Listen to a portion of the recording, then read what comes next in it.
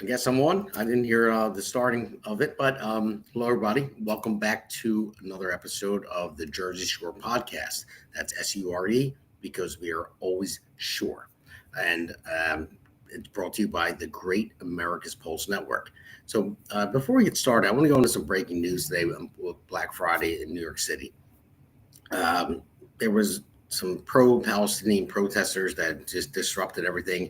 There's a little bit of issues with it, like the first 10 seconds with no volume, but you'll get it. So I just want to play this clip. I mean, you'll see the breaking news going across the bottom, but I want to play this video, and this is the breaking news for today.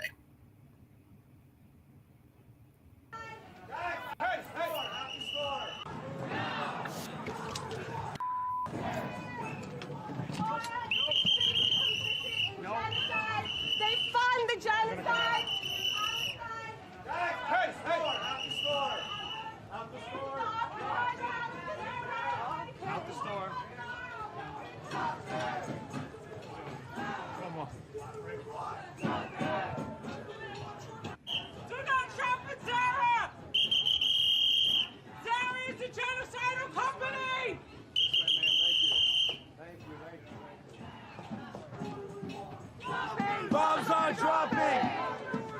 Bombs are dropping! Bombs are dropping!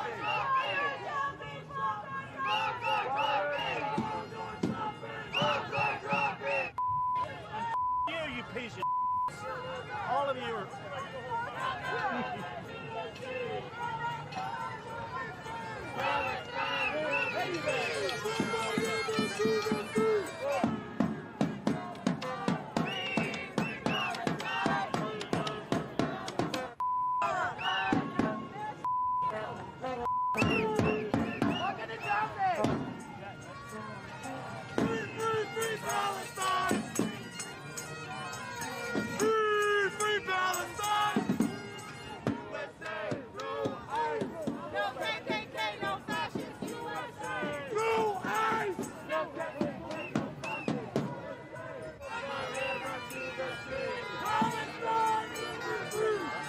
All right, you can cut it right there.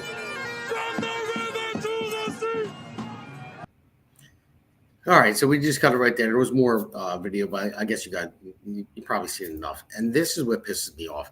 Most of the people there saying from the river to the sea, they're calling for the genocide of Jews. And everyone says there's a genocide in Palestine. Okay, well, it was a war, all right? So I think these people have no idea what the hell they're freaking talking about. You heard down with the KKK. Where's the KKK? Who's the last person? I want to know. Anybody that's in the chat can come on and say last time they saw a KKK member. I'm curious. I want to know. I've never seen one in my entire lifetime. I'm 44 years old, but I want to know where they're at, where they're gathering, where they have their hoods on, and everything else. It's propaganda, BS that they're doing, like in the Biden administration when they said that it's white supremacy is the biggest threat to democracy. Like, really, KKK? I mean, where? Show me where they're at, because they're not. I don't see them anywhere. They never stole my car. They never came and offended me. They never came and I never seen them hang somebody from a tree like they did back in the day. And that was some bad stuff. It really was.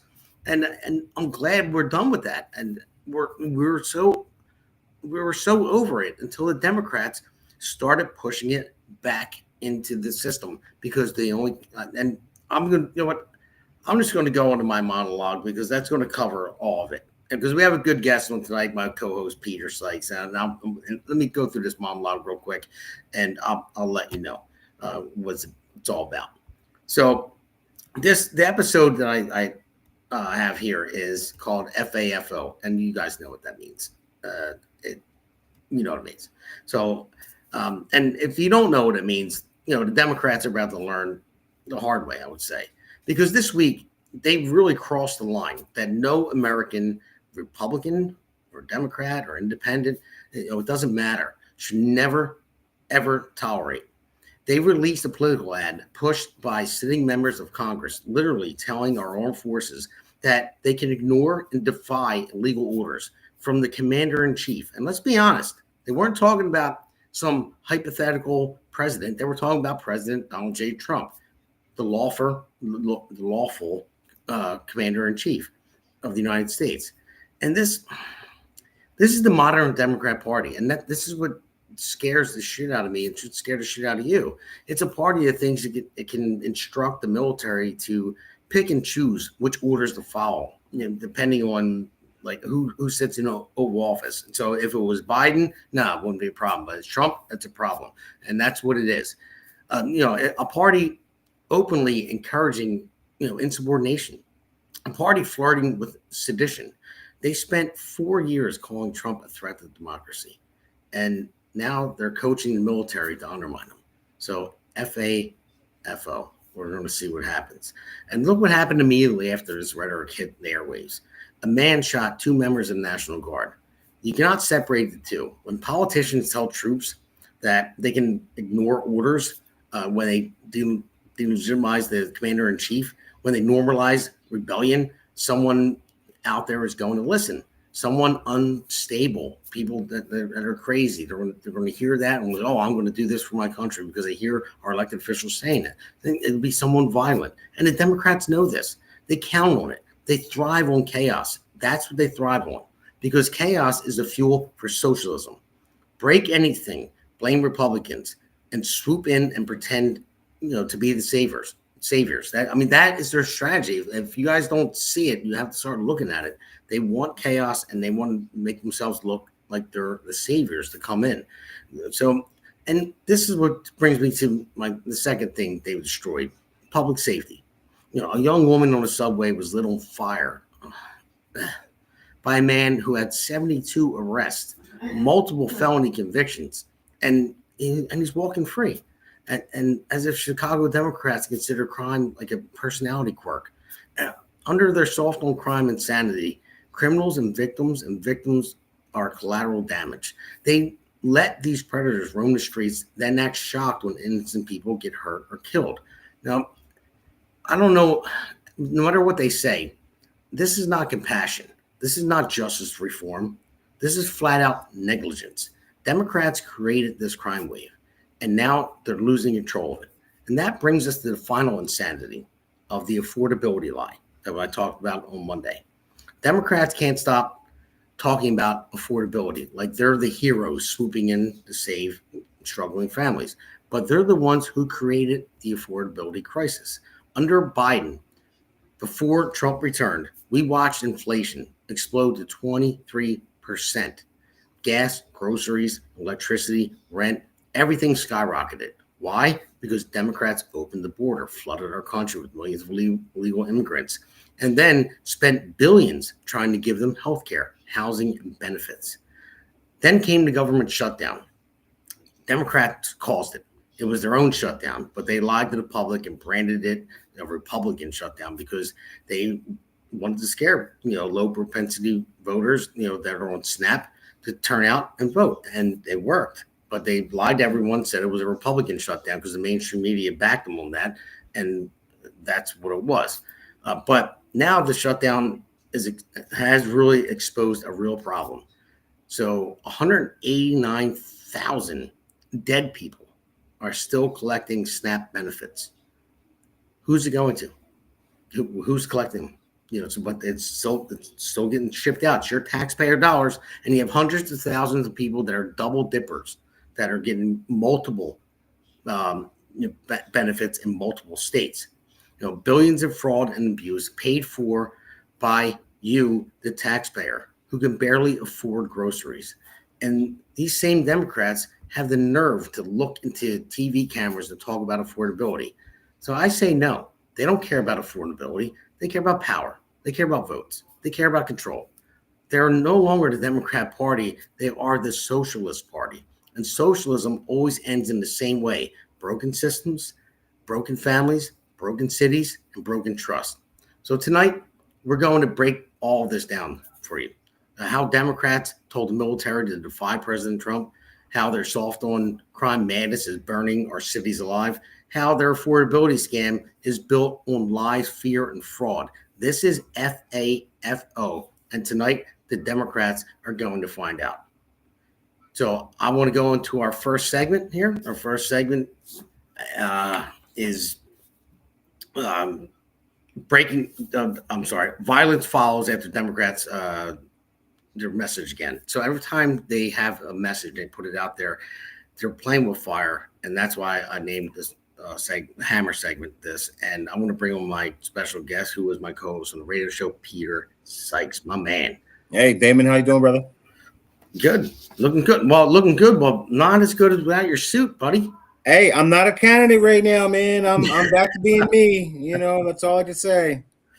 Well, you put up a good fight, man. You got 27,000 votes. Yeah, you know, it wasn't enough, but such is life, my guy. You know, it is what it is. So we'll see what happens next round. But I'm just looking at all this stuff. I mean, the rhetoric that the Democrats put out.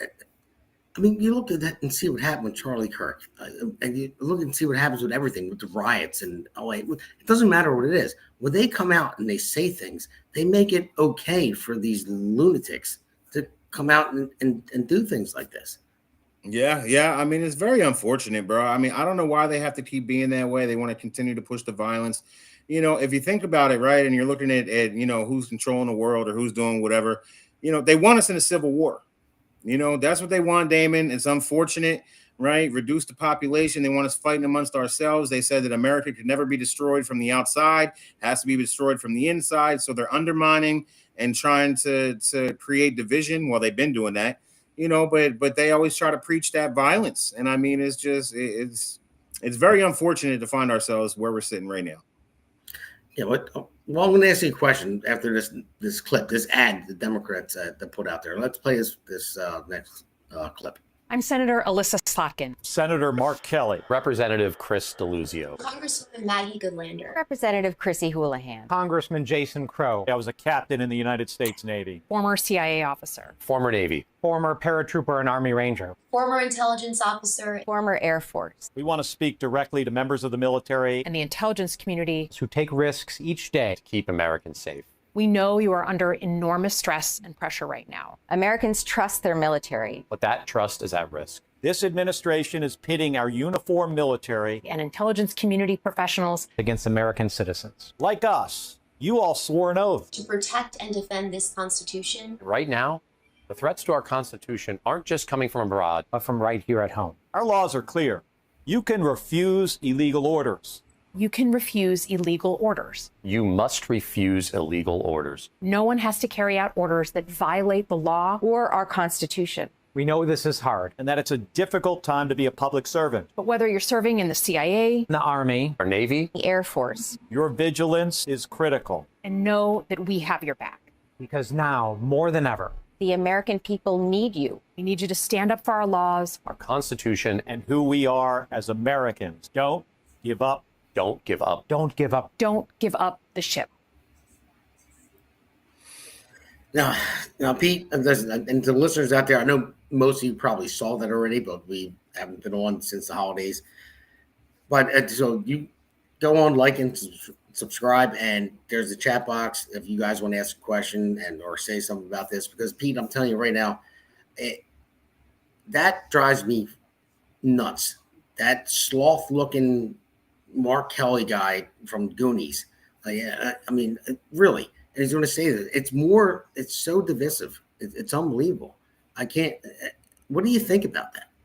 Well, they've been doing the divisiveness the whole time, right? The past 10 years, they've been calling Trump a Nazi, a fascist, a Hitler, you know, all these negative things. Then they go ahead and Biden was out there calling the MAGA Republicans the greatest threat to democracy right across the bridge over there in Philly, right? With the red backdrop looking just like Hitler or Stalin himself. And I built that Constitution Center. It pissed me off, too. You know, this is their game, bro. And look, they're trying to appeal to these young kids because most of the people in our military are probably relatively young. You know, they're trying to make up what's going on. Nobody really knows because if you watch this media channel, you're getting, you know, nonsense. If you watch this media channel, you're getting something else. I mean, you know, nobody knows. We all live in our own little bubbles, you know, and it's just people are trying to make up their minds and find out what's real, what's really going on. And, you know, it's funny. They continue to say the Constitution throughout that entire clip. You know, I don't think the Democrats care about the Constitution at all. No. I think they see it as an inconvenience. Yeah, You know, yeah, I think you're right about that because it's in their way. They will do anything to shred the Constitution, and they use it against the people and say, "Oh," well, and they lie and say, "Oh, it's a threat to democracy." Well, you know what? The United States is a constitutional republic. It's not a democracy. Okay, that's what it is, and that's just a fact. So I'm pissed, Pete. I really am because you have two National Guard and shot. One died, I believe. The woman died. young lady, yeah, I think she was only 20 years old. Yeah, until this is what it caused from them for their rhetoric. I'm not saying it was a direct thing to this, but I'm not calling them out. I'm not saying that they are the reason why somebody shot. But this is what it leads to. The stuff that they talk about and say this. Why do it? Why go out there and say defy orders like we're in trouble or something like that? And to where it's like, okay, Well, they are in trouble, you know, because we're waking up. That's the problem. The Democrats are in trouble, right? And they're trying to hold on to their power with everything that they got, you know, and people are waking up to it. You know, that's why our side is growing. I mean, now we got the Civil War over here on our side, which isn't good. I mean, it's hurting our numbers, but you know, we were thriving, we were growing, especially after Charlie Kirk. You see all the TPUSAs open up. I mean, you know, our side was getting bigger, and we took control. Donald Trump won the popular vote, right? So I mean, we were making moves, and they're trying to undermine that. And it's funny they kept saying, you know, oh, they're coming after us, they're coming after American citizens. Look, ICE is over there trying to get illegals out. They are not American citizens. yeah, I know. I don't know. But this is what it causes. Let's play this next clip right now. The video, this was clearly shot from an office building from an upper window. You can see the glass is broken out. You can see what believes to be police officers struggling with someone, and also what could be a victim. You know what, we just don't know. You can clearly see the broken glass there that probably was shattered as a result of the shooting. Again, this. But definitely looks like National Guardsmen involved, Absolutely. Perhaps transit police, even a citizen just in plain clothes responding to the scene. And, you know, we don't want to get into too much detail. It just looks like somebody is helping either the victims. It looks very much like it looks like you can see one victim down in camouflage, and then I believe where we're seeing all those officers on top, it looks like that's where that's very much looks to me like they're putting that person in cuffs. That would be, even when when a suspect is shot and injured, the police still put them in cuffs for safety. So Pete, I want you to tell me one thing. Looking at that, all right, off of the rhetoric that they spewed. Now, has the National Guard or anything that the Republicans have done caused anything like that? To where they made crime has dropped by like 50% in Washington D.C. since they've been there. They're just showing a presence. Have you seen anyone the National Guard is like arresting and throwing in cages or anything like that? The way they make it sound like they are. No, they're standing there, and the criminals are like, "Ah, shit." You know, I can't go out and hijack cars, you know, from people right now, because you have a presence and it's been working. But then when they say this stuff, then you have the crazy or whoever the hell he was. We'll find out more later. Go out and just shoot him in broad daylight. It's horrible. Well, you know, once again, right? I mean, from what we know right now, that guy was from Afghanistan. Okay, so he was not an American citizen. He came over. He was a collaborator, contributor. He worked with the military over there, right? The CIA doing kind of these covert ops or whatever.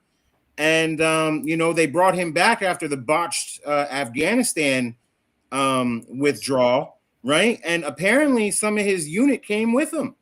You know, now this guy is on the streets out here. We don't know who he is. We don't know where he is because nobody keeps track of him. That wasn't an American citizen that did that.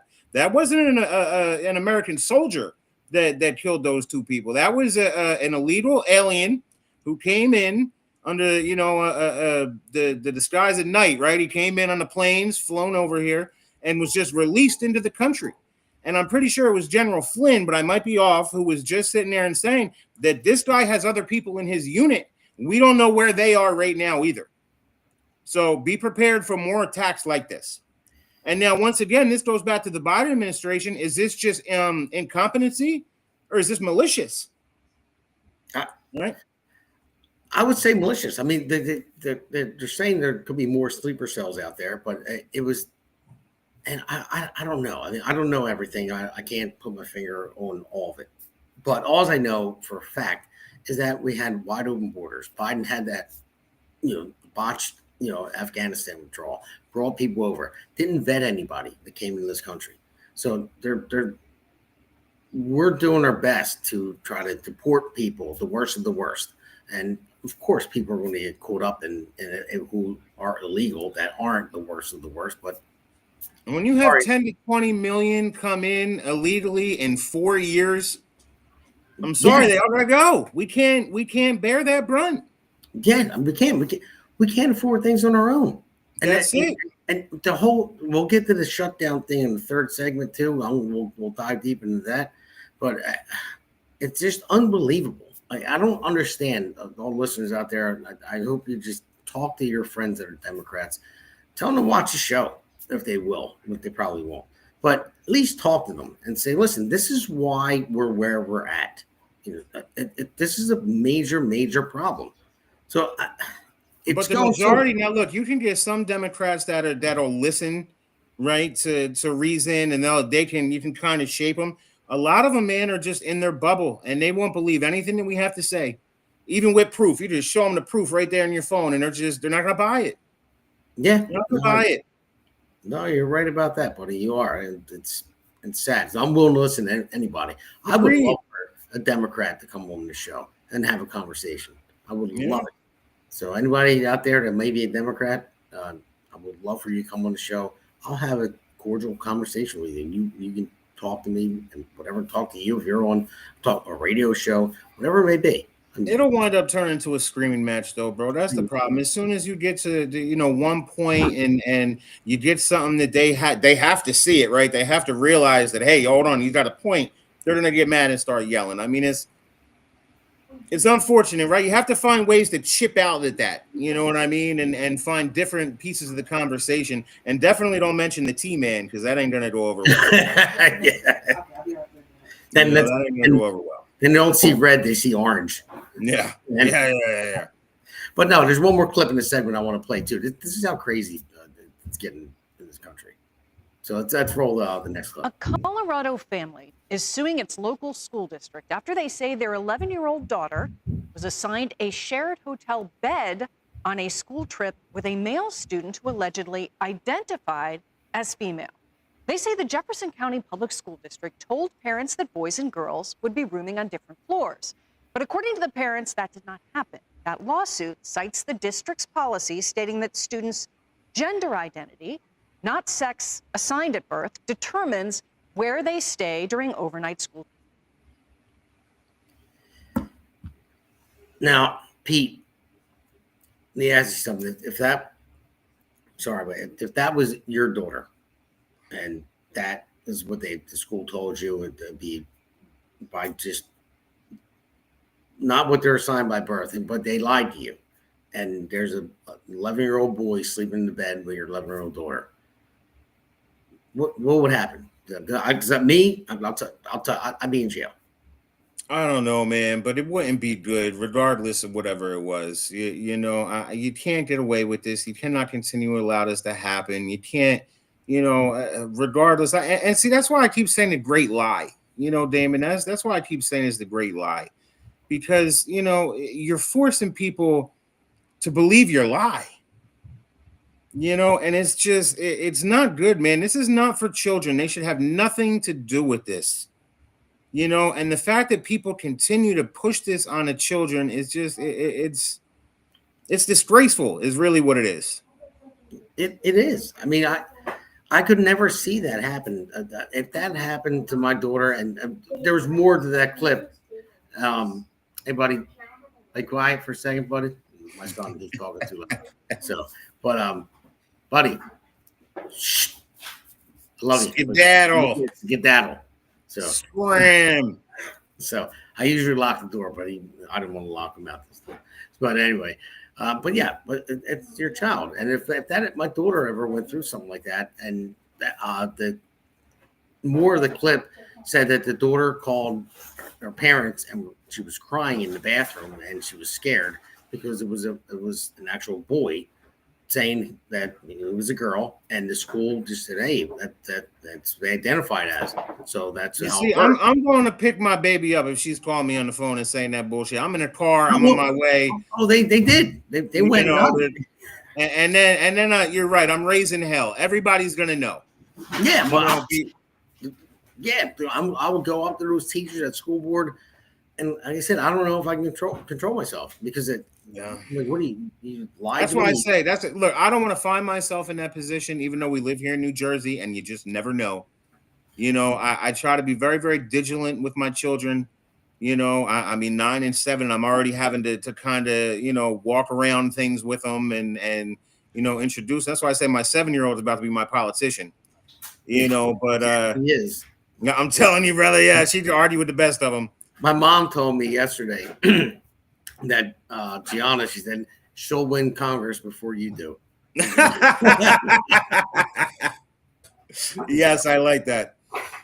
But no, it's just look, man, you don't want to envision what you would do in that situation. But you're right, something bad would happen. Yeah. Something bad would absolutely happen. There would be hell to pay. All right, people, listen, well, we're going to go on our first break. We're going to go to Hammer 2 after this. So let's take a quick break, and everybody likes, subscribe, and you can go in the chat box. If you got any questions or any statements, anything you want to ask, have at it.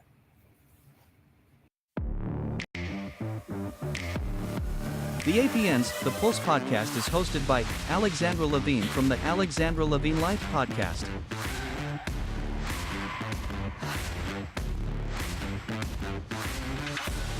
And Damon Galdo from the Jersey Shore podcast.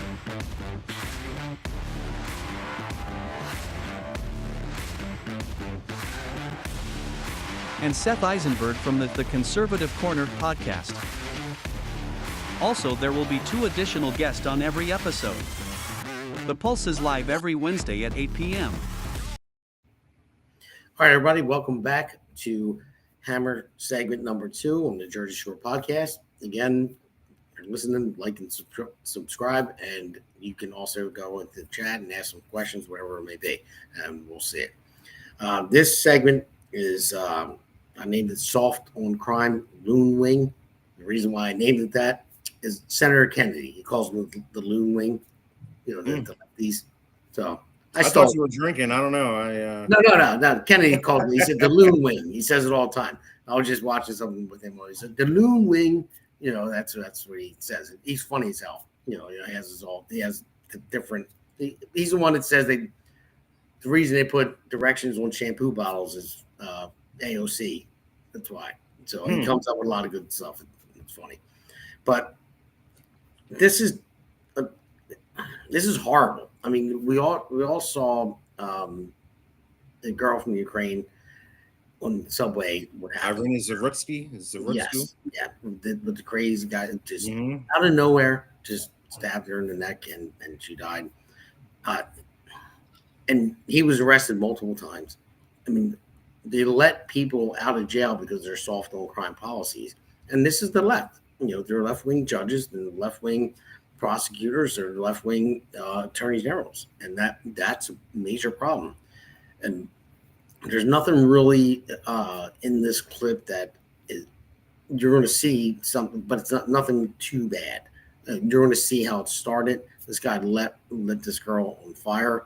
Her name is Bethany McGee. She was on the subway, and some guy that was arrested 72 times, and convicted of, I think it was 8 felonies total, is still out. And I don't know how you even, they have pictures of him filling up his gas can at the gas station. And then I don't think I have that here, but they show him on the subway. Like, who goes on the subway with gasoline in the gas can? And he just pours it on her head, and she runs, but he already had the flame lit, and it was horrible. So I want to play this clip. Like I said, it's not that graphic. It just shows just different parts of it. But yeah, this is where we're at. So let's roll that clip. We now know the identity of the woman set on fire during a horrific attack on a commuter train. She's 26-year-old Bethany McGee, a business analyst. Her father is a college professor of biblical studies. Cops say this lunatic poured gasoline over Bethany on a Chicago L train as she sat looking at her phone 7 days ago. Bethany tried to fight off her attacker and fled to the back of the train, but cops say the crazed man followed with a lit bottle and set her ablaze. The female was just set on fire. Police say Bethany, who is nearly fully engulfed in flames, tried to extinguish herself by rolling around on the floor of the train. As soon as the train came to a stop, Bethany ran out and collapsed on the platform, where bystanders tried to help and called the fire department. Bethany had burns covering 60% of her body. This photo captured her attacker strolling away. Today, outrage is growing after it was revealed that the suspect, 50-year-old Lawrence Reed, is a career criminal with 72 prior arrests.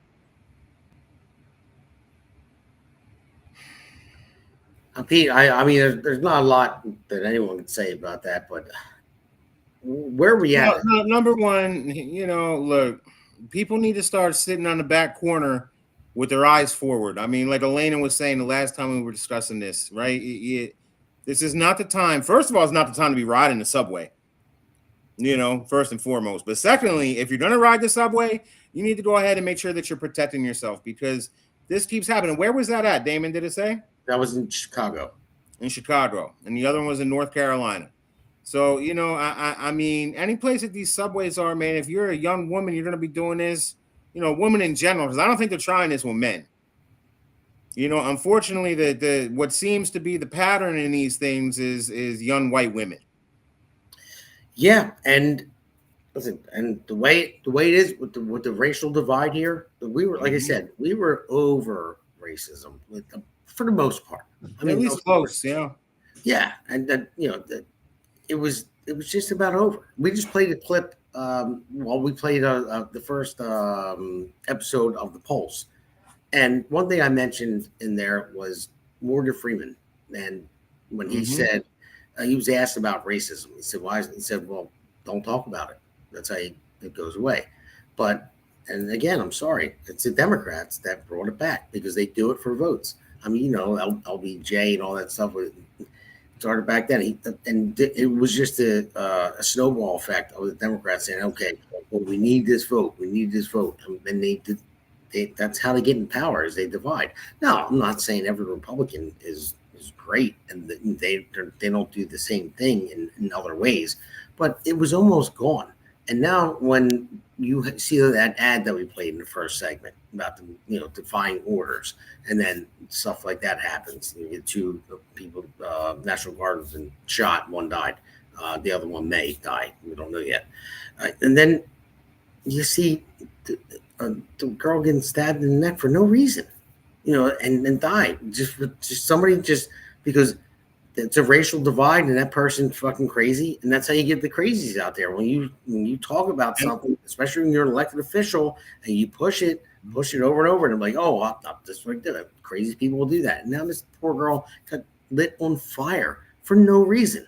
It's unbelievable, Pete. I don't know how to really take it, other than if they want the Civil War, is that what we're going to get? Well, we're getting it on every side, right, Damon? That's what's happening. Yeah. We're getting on that. We're getting on every side, right? So look, it's all about creating the victim classes, right? That's what they're doing. They continue to perpetuate the victimhood, keep pushing it, shout your victimhood, tell everybody you're a victim. This is the hierarchy now. This is how we're going to, judge victimhood, and they continue to let these people loose out on the streets, right? So they're pushing that on regular people to create a divide, but then they throw in the chaos by throwing these criminals out on the street as well, right? 70 arrests. The other guy that many arrests. I mean, it's these people need like a mental, institution, and instead they got rid of those. They throw them inside the jails, and they just continue to create more and more and more crime, and that's really causing a lot of the chaos that's going on because, look, you said it earlier, create the problem, and then when everybody's had enough, provide the solution. Yeah, and that's what they do, and I need to look at that. I'm begging people to look into that and create the problem, and then they come in with the solution, and that's manipulation, and that's what they do. And I'm not. It's definitely more on the Democrat side than the Republican side. I'll say that. I can guarantee that. I'm not saying Republicans are the best in the world. There's some bad Republicans. There's bad people everywhere. But I would say our party is more in the right direction than the Democrats. They went way too left, far, the Loon wing, as Senator Kennedy says it. But when is enough, man? I don't know the answer to it. It's just. Well, I would say this, Damon. There are still very much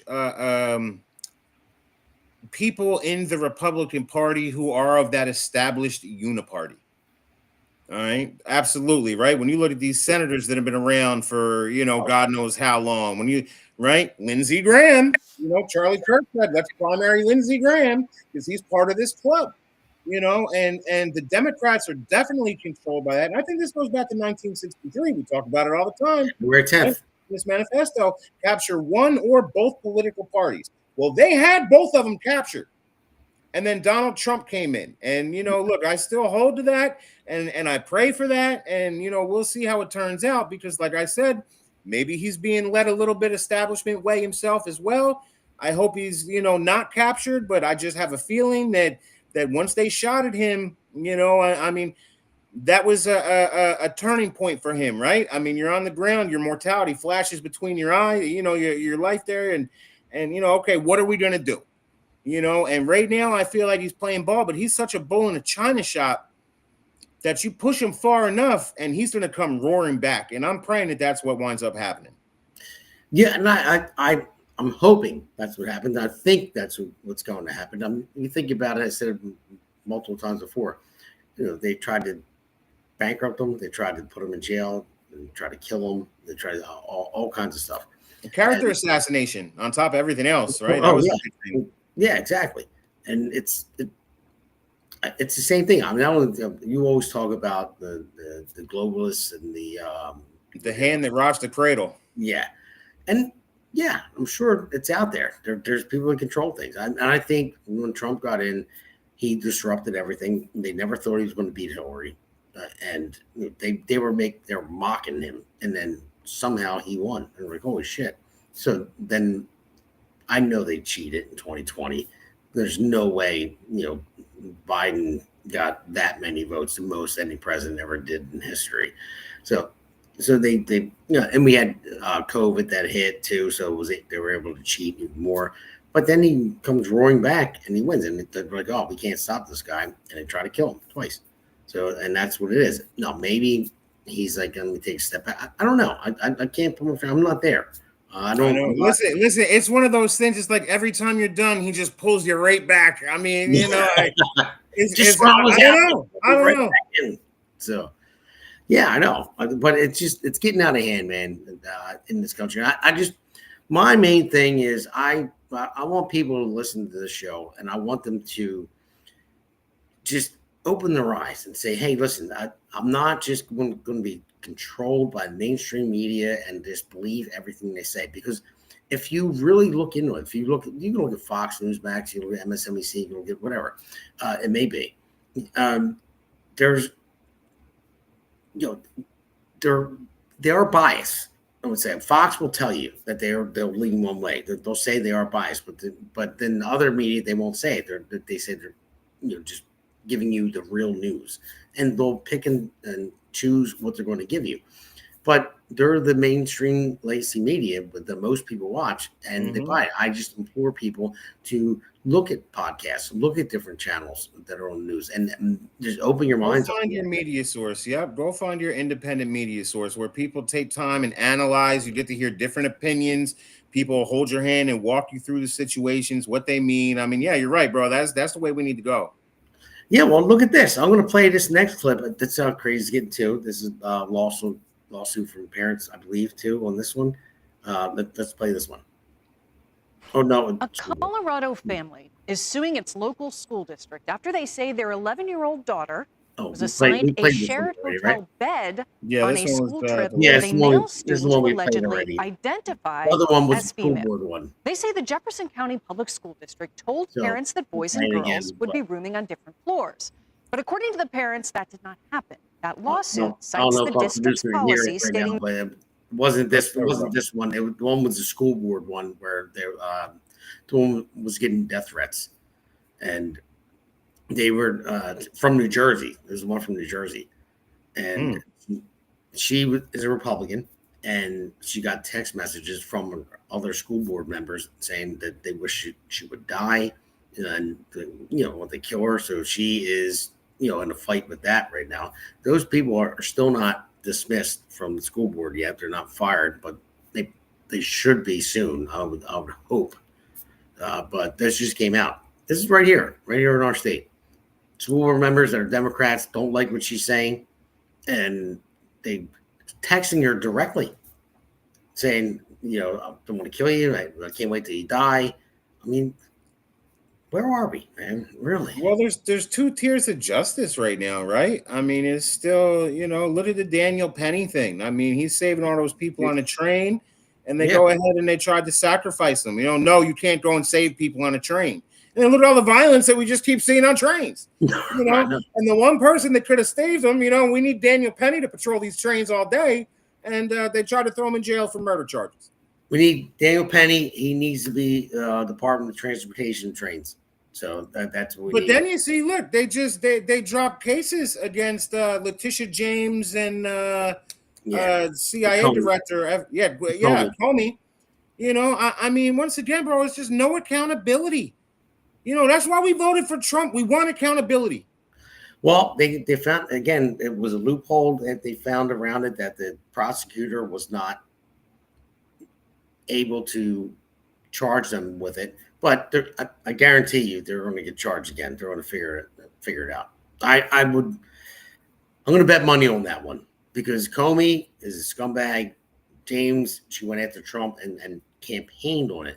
I'm going to take down Donald Trump. Not that I'm going to make New York City safer or work for my constituents and all that. No, I'm going to take down Trump. Like, really? That's what we're campaigning on? No. It's not. That's all they campaign on. That's all they campaign on. There's nothing else. They have nothing else. I know, but it works. You look, see what happened in Virginia, in New Jersey, New York City. The government shutdown, which we're going to get to in a minute. And while I say that right now, let's take a quick break, and we'll go in the third segment. America's Pulse Network. The mainstream media is bought and paid for. The truth is twisted to fit their agenda. But America is waking up, because podcasts are the future for trusted media. Welcome to the America's Pulse Network. It is a network built by patriots that upholds the Constitution. The America's Pulse Network stands for God, truth, and the America First movement. There is no corporate propaganda, no government spin, just real news, real talk, and real voices fighting for faith, freedom, and the future of this great nation with common sense. Here are some of America's Pulse Network podcasts. Alexandra Levine Live, hosted by Alexandra Levine. Jersey Shore Podcast, hosted by Damon Galdo. The Conservative Corner, hosted by Seth Eisenberg. APN's The Pulse, hosted by Alexandra, Damon, and Seth. So tune into America's Pulse Network on the following social media platforms: X/Twitter, Rumble, Truth Social, Facebook, and YouTube. Join the revolution, because the pulse of America beats for God and country. America's Pulse Network is for faith, family, freedom, and truth.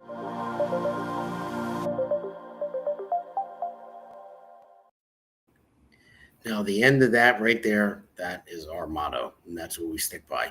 So thank you, everyone, for still tuning in, and welcome back to Jersey Shore Podcast, SURE. And again, if you guys want to chat, you can put something in there. We'll see it, and we'll talk about it. So, but thank you for watching and listening. But Pete, this segment is it's like this shutdown scam is what it is.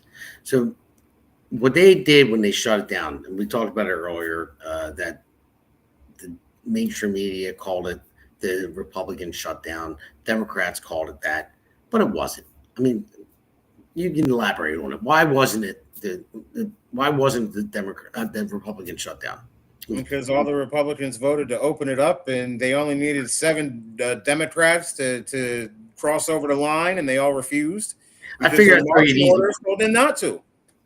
I figured I'd throw you an easy one. So. Hey, did I get it right? Yeah, that's exactly right. But they screwed us though. Here in New Jersey, anyway, they had a lot more people came out to vote.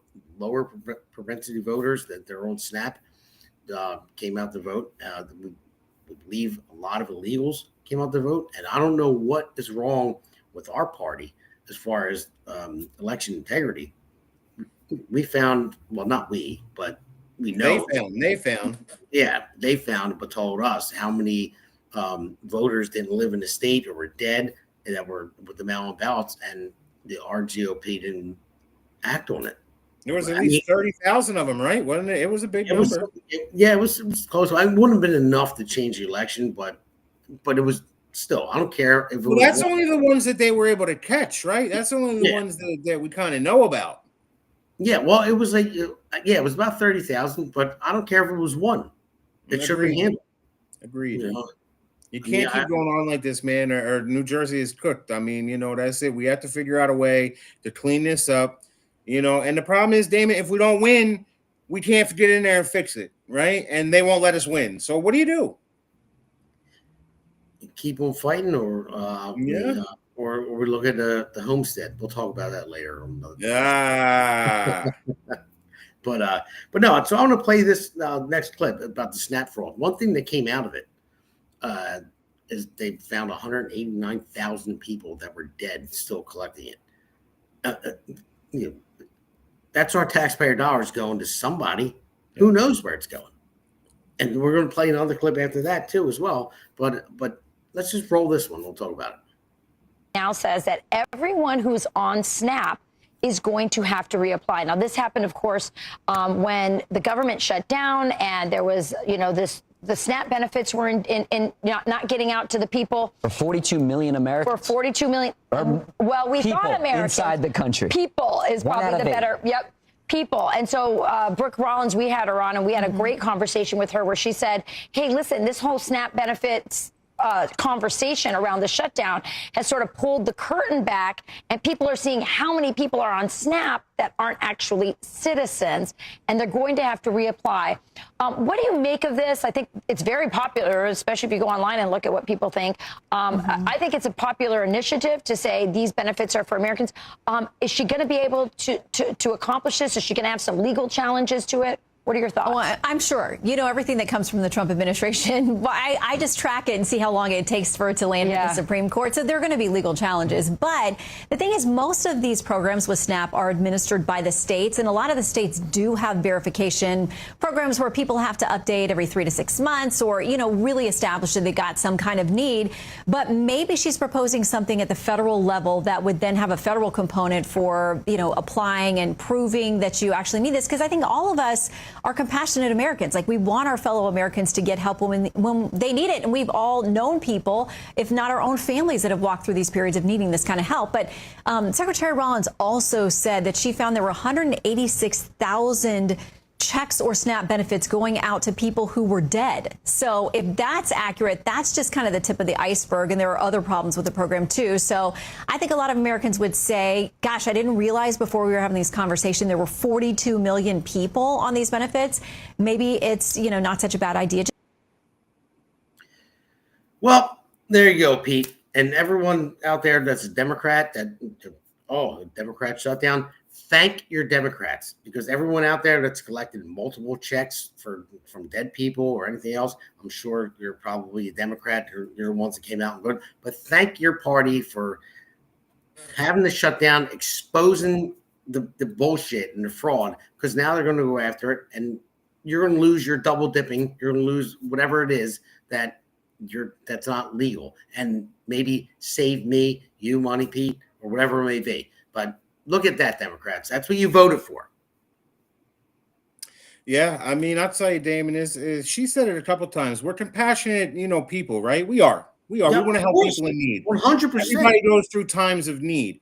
However, it was never ever supposed to be lifestyles. No, you know, it's we need everyone to be a contributing member of society. You know, and when you get things for free all the time, there's no reason for you to get out and try.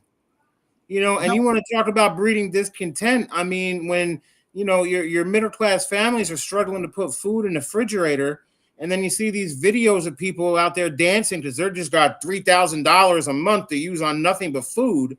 You know, and I mean, it's not the way it was supposed to be. Then they artificially raised the minimum wage. They doubled it, right, from $7-8 up to $15-16, 20 in some places.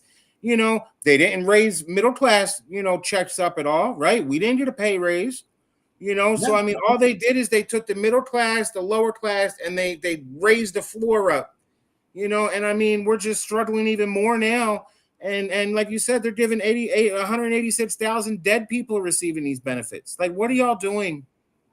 Yeah, it's insane. I mean, I'm glad it came out to light because it's waste, fraud, and abuse. And I don't feel like paying that. And you're right about the minimum wage.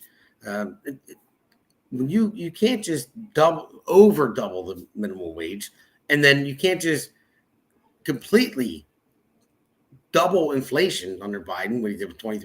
It was supposed to be 2% a year. So he quadrupled. We also printed, I think they say half of the money in circulation now is printed after 2020. Yes, half. That's ridiculous. Yeah, and we're $39 trillion in debt. And this is all, listen, again, I will tell you that some of it happened under Republican administrations as well. In the year 2000, we were $5 trillion in debt. And in the year 2000, the country was 225 years old, roughly. And then we accumulated $5 trillion. Now we're $39 trillion. Well, you know, brother, I told you years. before Trump, I still think that we were in that uniparty regime. It didn't matter who was in there; they were doing what they wanted. You know what I mean? They're all part of the same club. They were doing what they wanted to do, and this is the way we're moving the world. You know, but now it's just it's baffling. Yeah, I know it is. It's nuts, man. I can't believe that amount of fraud and abuse. Like who? So I'm just going to say to the Democrats that went out and voted the way they voted, you just exposed.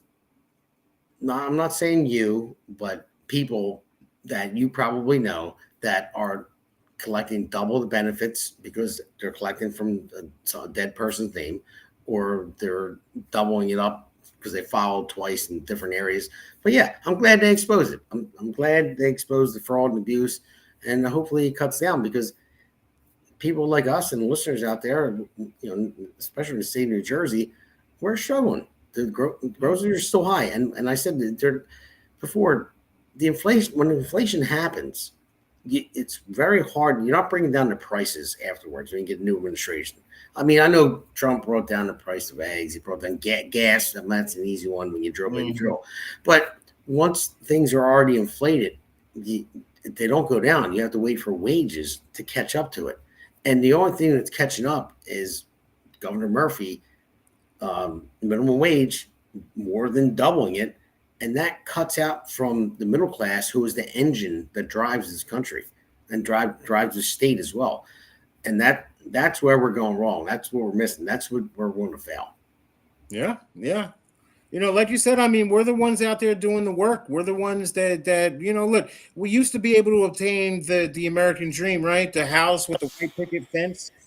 I mean, bro, they're stealing it from us. They're stealing it from our kids. Right? Yeah. That's the one. If we don't change it now, they'll never be able to obtain that dream. Yeah, and I'm just begging people to pay attention to it. Well, I had Joe Saturday on Monday, along with Jason Cullen. Joe Saturday's young Republican. And these young Republicans, they are the future of this country. They're recognizing all this. They can't afford houses. I can barely afford. You know, I said it multiple times. My house, because the rent is too damn high. Well, it's my mortgage, and I'm working my butt off. But I will do what I have to do, and that's fine. But when you're a young person that either getting out of college or out of high school, and you want to go to work at a job, All right, yeah, fine. Did they raise the minimum wage to $15 an hour? But the minimum wage was basically for high school kids to work at, like, say, McDonald's or something like that. It was just for them. It wasn't a career. It was just something that they would do to make some money for themselves while they were in high school or right after high school until they figured out what they were going to do. And low-skill workers as well. Low-skill workers, right, that'll go in there. They can eventually build up and become the manager. Oh, or something like that, right? for that, and then become managers too, and they will make more money. Yes, I knew. I worked at McDonald's when I was 14 for almost a year, and yeah, the manager was there for 15 years, but she was like the big boss, and she and she made a good career out of it and good money. And I'm sure she had a nice house at that point in time, right? Yes, I mean, she did. But the people that rotated through were usually younger people until they decided what they want to do. So that's what the minimum wage is for people like that. But when you up it to where it went up to, you're just cutting out the middle class, and then you can't afford to buy stuff now. Like Starbucks, all these Starbucks are going out of business because they can't afford to pay the people because nobody wants to buy their $10 coffee because they had to raise the rates. Well, look at McDonald's, like you said. I mean, it's $55 over there for a meal for four now. Yeah, I know. I mean, shit, I remember the dollar menu. I mean, what are we talking about? When I was younger, I used to live off the dollar menu. Me Like, too. the dollar menu, it only disappeared about a few years ago. It was like, I think it was like 4 or 5 now years it's ancient history. Yeah, that there's no dollar menu. I went with my wife and kids. We went to McDonald's. We're like, okay, well, we're not cooking tonight. And my son was like, we want McDonald's. You know, we ordered, it's a meal for all four of us, and it was like $56. I'm like, what? This is McDonald's. Like, you gotta be kidding me. So, I said it's now the $5 meal. Our producer just put up there and said it's now the $5 meal instead of $1. It's a $5 menu, is what it is. It's a $5 menu. You know what I mean? But it's just it's crazy to see that we've come this way. And I'll tell you what, McDonald's is horrible anyway. All those fast food chains are horrible. You know, is really going ahead and don't knock McDonald's. It does taste good, but it's bad for you. No, bro, it's styrofoam. They say you could throw those buns out in the backyard and they'll never disintegrate. All right, it's all jelly in that little patty that they didn't know. Bad. Once upon a time, I know you're a nurse, so you're looking out for yourself. Well, no, but regardless, right? It's poison, is what they're doing. All this fast food, this processed high sodium garbage. I mean, and people lived on that because it's convenience and it was cheap, and that's why we have a lot of the health problems that we have right now. Well, okay. Well, that's a whole different argument too. Yes. Well, my bad. Look, it's no. You're right about it, but I'm just saying it's a whole. Yeah. I'm just saying. Everything is connected, Damon. Nobody's eating McDonald's right now anyway that much. I just heard some. I don't know if it's verified, but they might be giving EBT. You can get McDonald's on the EBT. You mentioned that. I can't. I heard it somewhere earlier. I did not go back and look. You're not supposed to be able to get hot food on an EBT or card. Prepared food, yeah. So I don't know. We'll have to be Jersey Shore about that. We'll have to look that up. Yeah, I got to look that up. Damon will tell you next time. But listen, I want to play this next clip because this is another reason why we're in trouble in this country. They're sending, in Minnesota, I don't know if you heard about, they're sending all of the American tax dollars over to Somalia. Yeah. So I'm going to roll this next clip. House Majority Whip Tom Emmer, meanwhile, is calling to investigate a report published by the Manhattan Institute. It claims Minnesota tax dollars are being sent to Somalia and ending up in the hands of a terror group. Meanwhile, President Trump writing on Truth Social, I am, as President of the United States, hereby terminating, effective immediately, the temporary protected status for Somalis in Minnesota. Somali gangs are terrorizing the people of that great state, and billions of dollars are missing. So, Pete, we got that, and now I'm going to play the last clip of the night because we'll talk about both. So let's roll this next clip. That brings us to this story. It's out of Minnesota, where an illegal migrant was apparently using a stolen identity to remain here in the United States, despite being deported 3 times, and it totally ruined another man's life. Right, Tide Pyro talks about it. I think we can all put ourselves in the position of this guy and say, what if this happened to us? Take a listen. The New York Times reporting that this years-long case of apparent identity fraud, titling the piece, 2 Men, 1 Identity, they both paid the price. Now, in this piece, The Times argues that thousands of illegal immigrants rely on fraudulent security numbers to get by in our country. The problem is one of those fraudulent numbers belonged to a Minnesota father by the name of Dan Kluver. He's an upstanding citizen by all accounts. Time says he never fired a gun, missed a payment, or even been arrested for anything before. Quote, Kluver has lived in rural Minnesota for decades, but his social security number was being used for jobs in other parts of the country. He traced 15 years of records and found more tax documents listing unfamiliar jobs at a So yeah, Pete. So between both of those, I mean, where's Tim Walz, governor of Minnesota, with jazz hands? He's AWOLs. That's good. That's good. That's a good one. But yeah, he's not willing to talk about it. But that's the thing. We have people, well, not just Minnesota. It's all around the country, sending American taxpayer dollars. Well, I want to get to the bottom of why it's American taxpayer dollars. I don't know what it is. I know the illegals come over here and they send their money to whatever country it came from, to their families or whatever it may be. But it's like, okay, well, you came here illegally, and why you claim asylum? So why are you sending money back to that country? That makes no sense. And a lot of these people found out, are finding themselves in position of government. Well, yes, right? Like the mayor or something, right? Isn't he? Leon Omar. She's in Minnesota. Yeah. So look, this Somalia first is what she said. Agreed, right? That's my president, not Donald Trump. This is my president, the Somali president. Look, that right there is undermining. That's why I say, Damon, you can't have multiple allegiances, bro. If you're gonna run for government in the United States, you have to be loyal to the United States. You're correct at that. So keep on going. I want to look something up real quick. No, that's fine. It's just, look, and then that other guy too, I can't think of what his name is, but he's out there as well. But they just continue to find themselves in these places of power and then do whatever they want. And it's just really, really unfortunate. Once again, like I said, this is what we're seeing here. We're watching, between Dearborn, Michigan, between, up here in Minnesota. They have a lot of the stuff going on down in Texas. I mean, it's like it's surrounding the outsides, and you're just going to watch us be forced into the middle, over the next, 10, 15, 20 years if we don't start pushing back and trying to reclaim America for Americans. And I don't care what color you are. I don't care if you come from Somalia. I don't care, right? And you come legally, you fill out all the paperwork, you pay the money, you do everything and get your citizenship the correct way.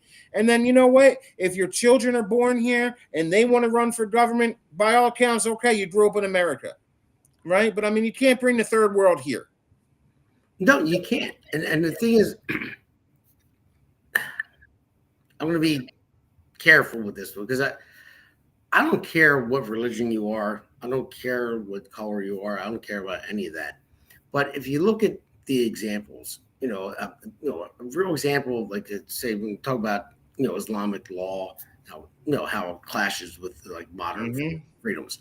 Now, Islamic law and Sharia law and all that, it's very harsh. I mean, if you look at it, like since the Taliban took back power, they rolled out like the harshest set of restrictions on women, anywhere on earth, really. You can look it up, anywhere on earth.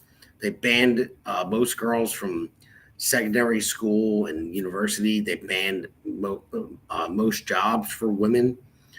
They restricted women's movement or like how they dress and their public life. I mean, I've also heard that genital mutilation is up as well. You know what I mean? I know that's a thing. Now, that's not a religious thing. That's like certain countries and cultural kind things. But bro, United States. Female genital mutilation. I mean, that's just horrible. Look, one of the big things, right, is like if you're gonna come to America, you have to submit to American law. Now, the problem is right now is there's two different sets of laws depending on what you look like or what your citizen status is or what your political affiliation is. I mean, right, there's different laws for groups of people now, which is not correct. We have to fix that, all right, because there should be one set of laws for everyone living in America. This is how we're going to handle it. This is what we've done. This is what it's been since the beginning, and this is what we have to go back to, and especially the elites.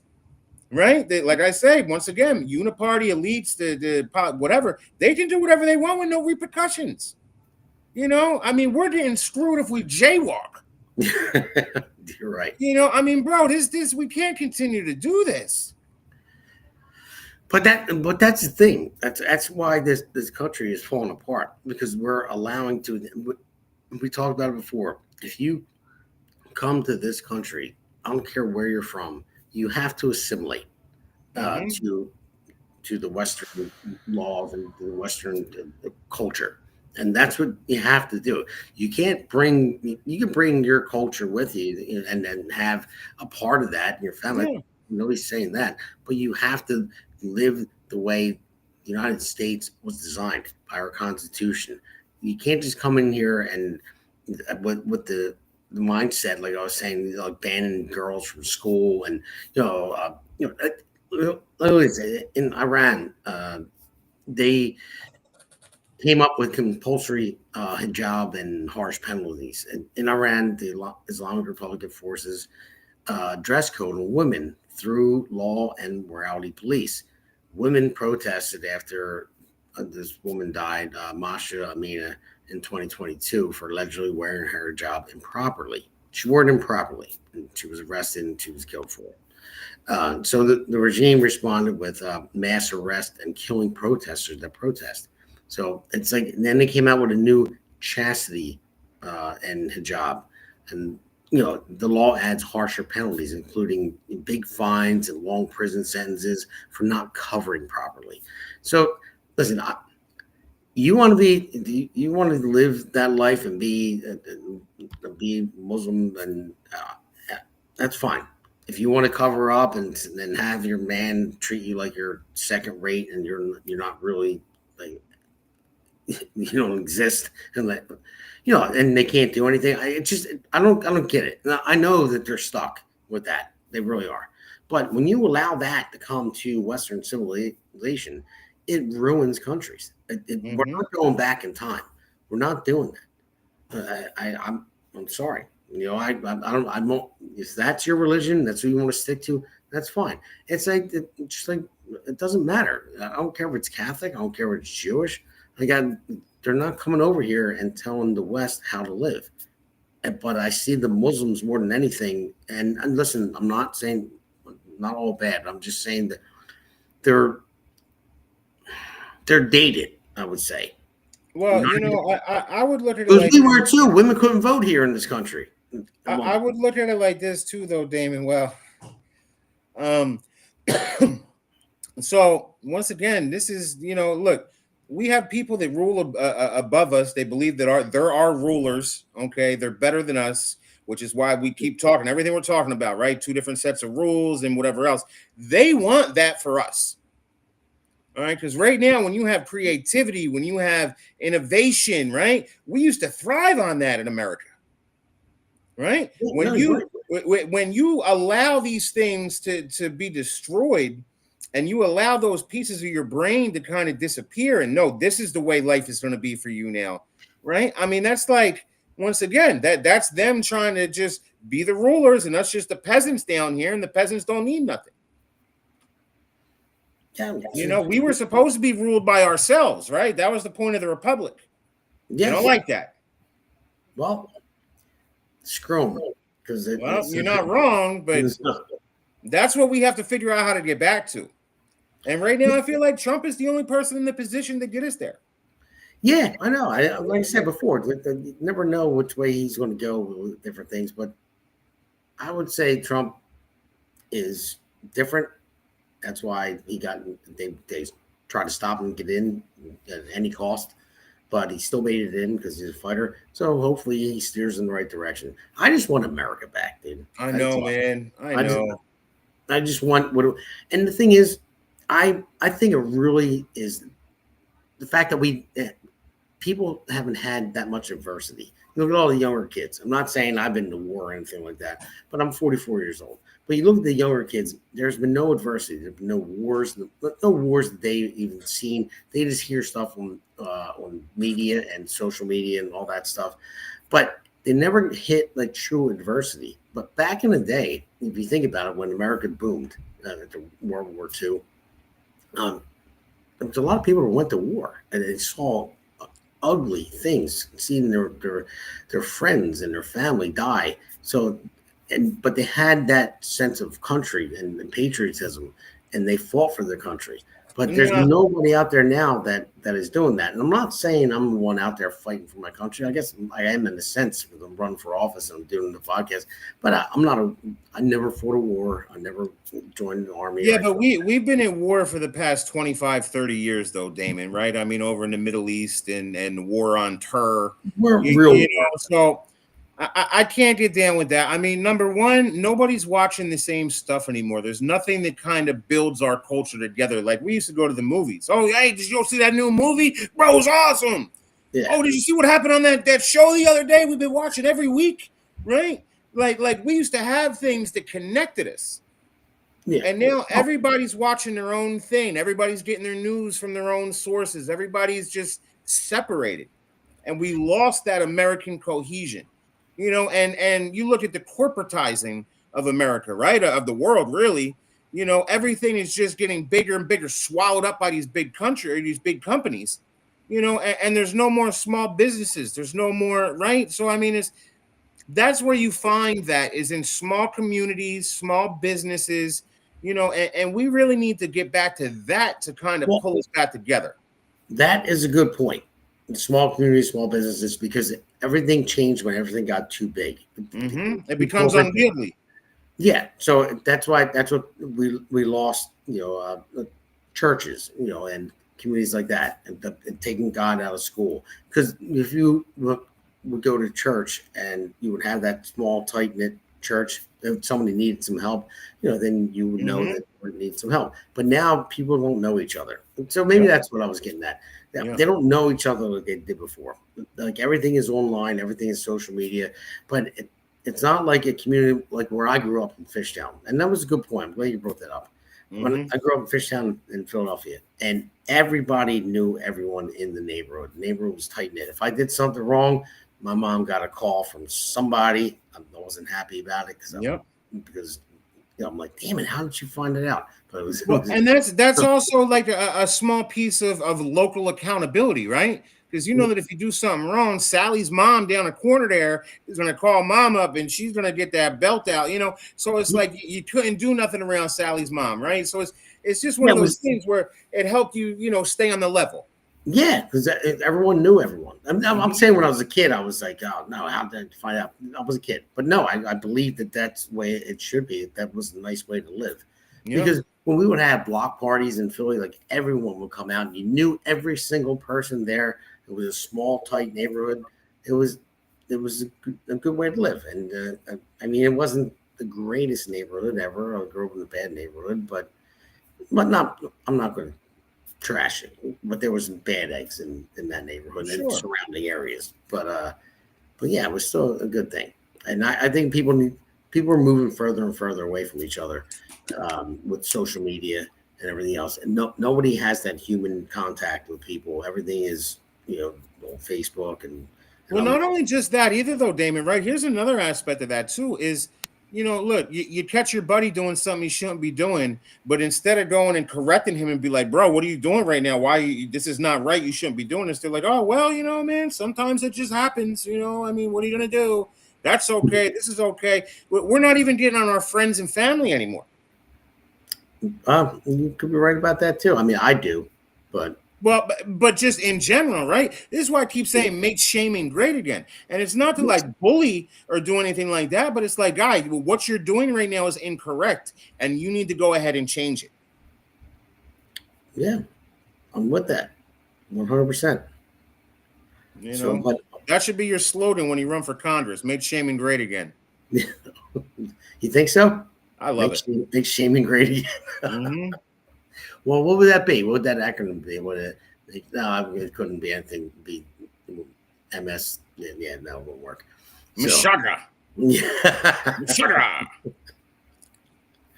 So, all right, buddy. Listen, thank you very much for coming back on. I always love having you on the podcast. And obviously, you are my man, the co-host on 92.1 WVLT, Jersey Shore Radio Show. And we'll be on, a couple times a month. And we're going to give a little bit to Jack Brangan, who ran the running mate. And we'll see how everything goes. We're just feeling through it right now, brother. Yeah, he wants to, still stay involved and jump on. So we'll have a show here and there, maybe, and then replace. And so will Constance. So maybe with Jack or maybe with one of us. Well, we'll see. Play it by ear, man. Like we're gonna switch it up. We're gonna see how it goes. But everybody, thanks for joining in tonight. Really appreciate it. Friday after Thanksgiving, everyone's probably still tired of eating all that turkey. I know I am. I got the itis too right now, brother. Yeah, I know. I ate so much yesterday. It was unbelievable. So, went to my mom's house. I mean, the spread was incredible. I saw the pictures, man. You're not wrong. They had everything out there. She even had little sticks with the notes on the type of cheese it was and all. I'm like, what is this? I'm like, see, man, I'm over here talking about middle class, bro. You're on that fancy level over here. Damn. No, listen, it looked fancy. I'm like, I never seen it before. I'm like, what is this? It's like, well, I figured I'd label the cheeses because everyone was coming in. We had my niece fly in from California, and I have other nieces and nephews that live outside the state, but everyone was coming. So my mom made sure she did everything special. And I walked in. I'm like, whoa. Usually it's the turkey and some stuffing and there's hors d'oeuvres, but it was it was a serious spread. I thought I was at a major buffet. It was pretty cool. So thanks. That's what's up, though. That's what's up. Yeah, listen, happy Thanksgiving to everybody. I know we're a little late, and I really hope you enjoyed the content tonight because these are the conversations that we need to be having, right? People need to hear them. They need to start letting some of these words sink in, craft them around, see how they fit. Do your own research, everybody. I mean, that's the best advice we got right now. We need a nation full of thinkers. So, all right, everybody. So we're not going to do loser and painter of the week. That's going to be on Monday, but we will go into let's go into Seth's fun GoFundMe first, and then we're going to do the little clip of something I made up on AI. So if we can go to Seth. There we go. There he is. Well, that's actually not Seth, but it's help Jonah Eisenberg, but it goes by Seth. Seth, there he is down there. I'm sorry, I was looking at the top one. But Seth, as I said many times before, the guy almost lost his foot, and he's got a lot of hospital bills that they're really piling up. So anything you can donate, $5, $10, $20 would be great. There's a QR code there. He's a good guy. He's a little ornery sometimes, but I will be a little hyped up. I will be the same way if I almost lost my foot. And I saw one picture of his foot one time that he sent me, and he had it on his show too. But I will never look at it again. I don't ever want to see it. I'm sorry, man. I don't mean to laugh. No. He would laugh at it too. But it reminds me of Mr. Deeds. You remember Mr. Deeds when he had the black foot? Mr. Deeds. It was worse than the black foot of Mr. Deeds. So I was like, oh my God. I'm like, I know. I had bad dreams about it. But no, I mean, good guy, but it sucked what he went through. And I know what it is too. I'm dealing with me being hospitalized as well with insurance, but I'm handling that. It's fine. But yeah, he's getting smacked with hospitals. So yeah, but that's a man, Seth, the pirate, the pirate peg leg. I call him tall as shit. I didn't even know he was that tall until he came up to New Jersey for the election party. What is he on stilts? Yeah, I was like, God damn it, man! I didn't know you were that tall. But anyway, so we're going to let it go. We're going to just play a little AI thing I made with Barack Obama, how he just still keeps, effing us like crazy across the board. And then we'll just go into the outro. So thank you guys. Thanks, Pete, for coming on again. And thank you all listeners out there. I appreciate it. Remember Big Mike. Big Mike. Bye-bye. Yep, I fucked the people again. You thought I was gone and Big Mike took over. Though Big Mike has a bigger penis than me, I still know how to use it to fuck New Jersey, Virginia, New York, and then some. Trump ain't got shit on me for the Russia hoax, because Big Mike will slap him with that thing. Welcome to America's Pulse Network. This is APN's very own White House correspondent, Alexandra Levine. This is so amazing and miraculous. We've never had a president in the history of our nation doing this. And we hope to God that he continues doing this forever and ever. Thank you. God bless you, everybody. And God bless President Trump. And God bless you. Hello, everyone. Hello, everyone. This is Alexandra Levine with the America's Pulse Network. I am the White House correspondent right here in the heart of D.C. as President Trump is celebrating 250 years of America and the military. Subscribe and follow America's Pulse Network on the above social medias.